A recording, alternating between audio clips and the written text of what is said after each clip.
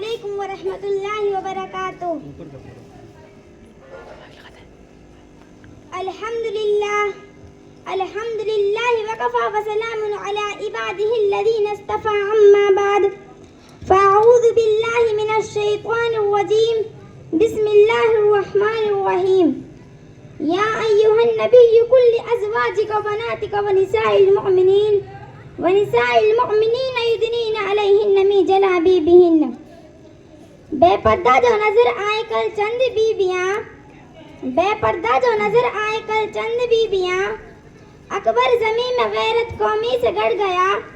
پوچھا جو ان سے آپ کا پردہ وہ کیا ہوا کہنے لگے عقل پہ مردوں کی پڑ گیا. محترم حضرات، میں نے آپ کے سامنے قرآن کریم کی ایک آیت پیش کی جس کے اندر نبی اکرم صلی اللہ علیہ وسلم کو اس بات کی ہدایت دی گئی ہے کہ اے نبی اپنی بیویوں اور اپنی بیٹیوں اور تمام مسلمانوں کی عورتوں کو اس بات کا حکم دیجیے کہ اپنے اوپر تھوڑی سی چادر لٹکا لیں. یعنی کلام اللہ شریف کی اس آیت میں پردہ کا حکم نازل ہوا ہے. قرآن پاک نے اب دوسری جگہ فرمایا ہے وَلْيَضْرِبْنَ بِخُمُرِهِنَّ عَلَى جِيوبِهِنَّ کہ عورتیں اپنی اوڑھنیوں کو اپنے سینوں پر ڈال لیا کریں. اس آیت میں بھی پردہ کی جانب اشارہ ہے.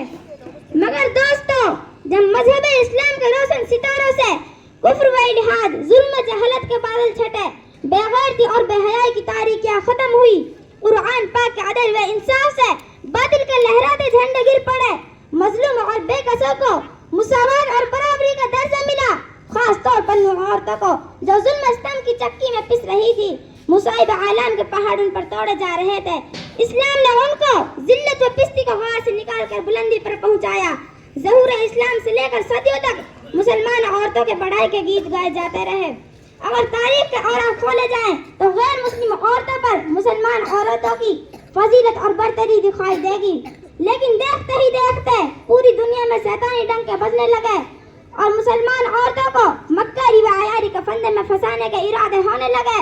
مسلمان عورت کو اس کے گھر کی چہار دیواری سے نکال کر شہری عام پر بدنام میں رسوا کرنے کی بہت کوشش کی گئی. اس سمے محفل بنا کر درندہ صرف انسانوں کے حوالے کیا گیا. پردہ کی مخالفت میں لاکھوں صرف سیاہ کر دیے گئے. ان کی بس ایک ہی صدا تھی کہ عورت کو بے لگام اور بے حیا چھوڑ دیا جائے. وہ جو چاہے غل کھلائے. چنانچہ وہ خواہشات کے پیٹوں کی آرزویں پوری ہوئی اور انہوں نے آہستہ آہستہ مسلم خواتین کو بہکا لیا اور مسلم عورتوں نے بھی پردہ جیسی عظیم نعمت کو پیٹھ پیچھے ڈال کر مردوں کے ساتھ کندھے سے کندھا ملا کر چلنا شروع کر دیا. پھر نہ پوچھئے اسلامی معاشرہ کن کن خرابیوں اور کن کن مصیبتوں سے دوچار ہو گیا. مکانوں اور دکانوں، بستی اور بیابانوں میں برائیاں ہی برائیاں نظر آنے لگی. میری پیاری ماں بہنوں، اگر اسلام دشمن طاقت یورپ امریکہ پردہ کے خلاف نعرہ بلند کریں تو ہمیں اس پر کوئی تعجب و حیرانی نہیں.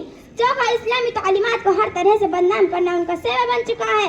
مگر افسوس شدہ افسوس کہ آج ہماری قوم کے اکثر لوگ جو مسلمان ہونے کا دعویٰ کرتے ہیں، محمد عربی صلی اللہ علیہ وسلم کا امتی کہلاتے ہیں، وہ بھی اسی ذہن غلامی کا شکار ہیں.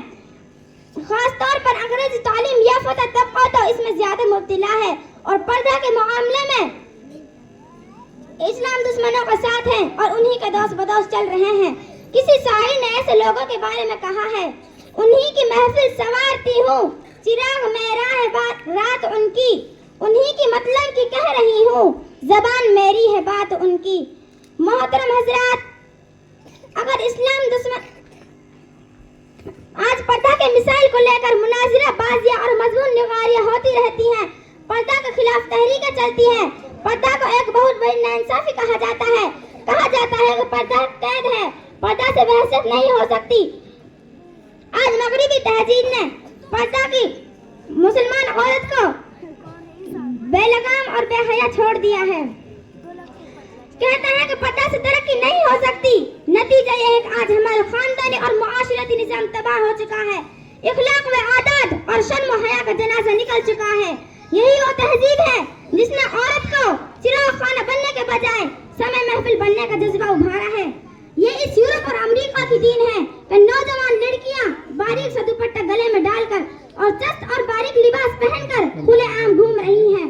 میں اپنی ماں اور بہنوں سے کہنا چاہتی ہوں کہ ہماری کامیابی کفار و مشرکین اور عیسائیوں کی باتوں میں نہیں، بلکہ ہماری کامیابی خدائے وحدہ لا شریک اور اس کے رسول اکرم صلی اللہ علیہ وسلم کا بتایا ہوا طریقہ اور اسلامی احکامات کے اندر ہیں۔ ہمیں عقل کا چراغ گل کر کے نفس کے پیچھے بھاگنے اور مغرب کی بات تہذیب عورتوں کی نقل کرنے کی ضرورت نہیں۔ ہماری ہدایت قرآن و سنت کے بتائے ہوئے طریقے میں ہے۔ خدائے وحدہ لا شریک سے دعا کیجیے کہ وہ ہمیں اسلامی احکام اور اسلامی تعلیمات پر چلنے کی توفیق عطا فرمائے اور ہمارے معاشرے کو اسلامی معاشرہ بنا دے، آمین۔ وآخر دعوانا ان الحمد للہ رب العالمین اجمعین برحمتک یا ارحم الراحمین۔ السلام علیکم ورحمۃ اللہ وبرکاتہ۔